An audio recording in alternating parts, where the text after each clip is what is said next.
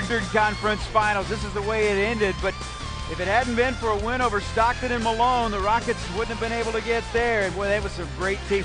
Talk about the chemistry of that team, because you know they all came up with so many big shots, winning so many elimination games. That whole run through both championship years was pretty special. It was amazing, Kevin. You had guys who enjoyed playing each other.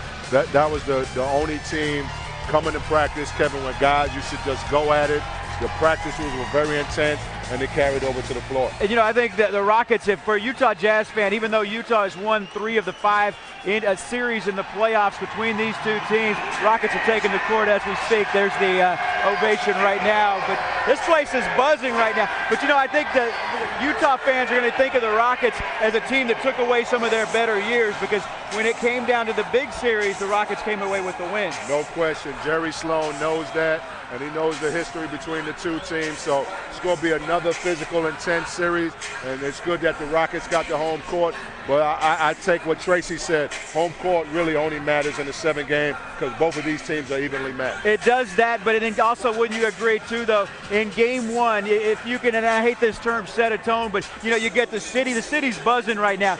You win Game 1, it gets even a little more intense. Yeah, it gets definitely more intense. It puts Utah against the wall a little bit, and it gives you a little confidence, a little comfort. So once you get that first game under your belt and get a win, you sort of get confidence, so it carry over to the next game. Well, Yao Ming, as far as this game is concerned, we'll talk about Keys coming up in just a little while. Would you look for them to establish him inside early? Absolutely. Yao had a big game last time. My only concern is the physical play and Yao Ming late in the quarter. He had a great game, 35 points the last time he was in here. But late in the game, Kevin, he missed 6 straight shots. So that's a concern when you're guarding guys like Boozer and Okoro. Flip side of that, you know how good a coach Jerry Sloan is. What's he thinking about defensively as far as Yao Ming in the middle? Well, I thought he had a good strategy last game, because he really concentrated on stopping Tracy. You can't stop both our stars, but you can at least stop one. So he chose to let Yao Ming get off. I didn't think Tracy had a big game last game, but we need Tracy to step up and make plays in the 4th quarter. Well, speaking of Tracy and Yao Ming, we've got more to come. We will hear from Yao Ming coming up in just a little while, as Barden has sat down with him earlier today. It's a good interview, and you will see it in just a moment. It's Rockets Live, and it's coming up next. If you take a look at the numbers, as Utah, they outscored the Rockets by about 4.5 points. Utah opened the season with a 10-point victory over the Rockets and closed the season with a 10-point victory over the Rockets. But the number that you say really stands out at you, and I love taking this coach's perspective with you, is the fouls and the free throw percentage, how that correlates. Yeah, because Utah is a very physical team, Kevin, and they always lead the league in fouls. And I think making free throws is going to be key, and getting them into the penalty early, which takes away their aggressiveness. So look for Tracy to go to the basket, like we mentioned earlier, get them in the penalty early, and Rockets have very good free throw shooters. Yeah, and none better than the guy that Bart Ennis got a chance to sit down with earlier today, Yao Ming. All right, thanks very much, Yao Ming. Everybody getting prepared for the Utah Jazz in this first round. Let's start by talking a little bit about their front court, Okoro and Boozer, and how you see that matchup. Right, this matchup is a little bit different. Their power forward are more playing inside. Their center is more range shooter. Like Okoro. So, and everybody knows from last 2 games against them, we're a cross matchup. I would guard on Boozer and the Chuck or Jawan we got on Okoro.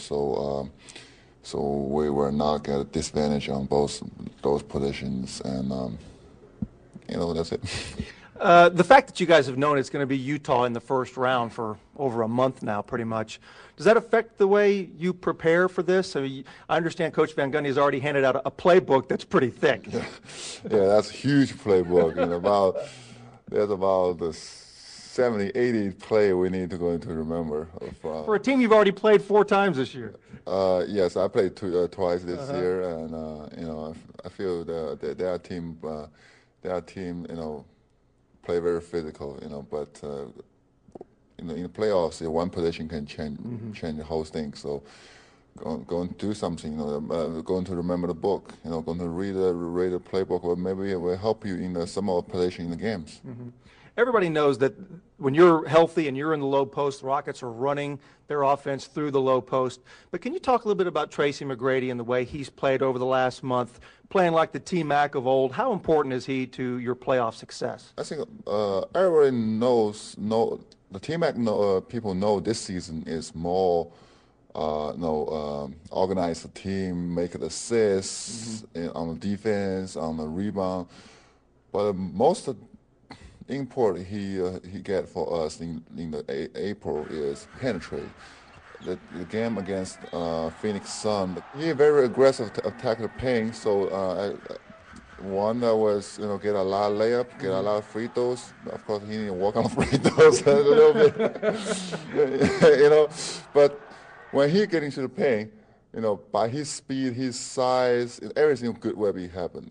Open shot on the three. We have a couple great three-point shooters, Rayford, Shane, particularly Luther had. And also for me, I get a second shot chance and also Chuck and Jawan. Jawan also can shoot 15-foot, 16-foot jumpers. That's another way get the ball into the paint. And that's more effective. Thanks, Yao. We appreciate your time. Yao Ming, talking about free throws. This is the Rockets' best free throw shooter. When your big man is your best free throw shooter, that's quite an advantage in the playoff series. Back to you guys. It's an advantage, of course, from the free throw shooting. A guy that's been a little bit of the forgotten man, Mehmet Okur, a guy to keep an eye on tonight as well.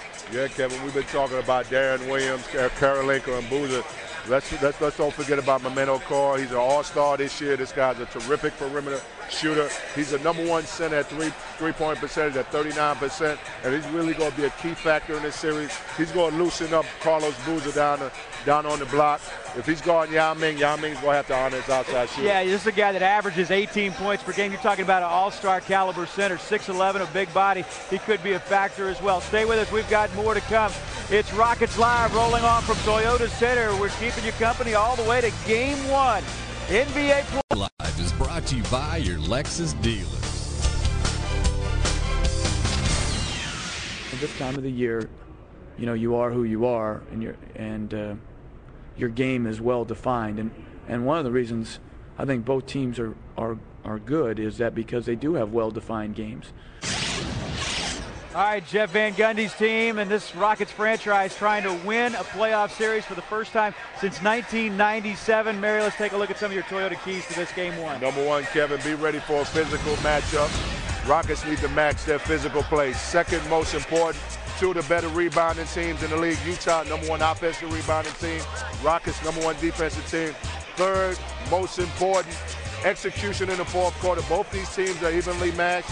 And free throws, got to hit your free throws down the stretch. Alexis keys to the game. The Rockets, they won 7 out of 10 to close out the regular season, while the Utah Jazz, they lost 7 out of 10 to close out the regular season. Will it be a factor? I say you throw it right out the window. It's 0-0, throw it out the window, baby. It's a new season. 27th playoff meeting between these two teams, the Rockets and Utah Jazz. First round of the Western Conference playoffs. It tips off Game 1 from the Toyota Center. We'll join Bill Worrell, Clyde Drexler, and Matt Bullard for the call of Game 1. We'll see you again coming up.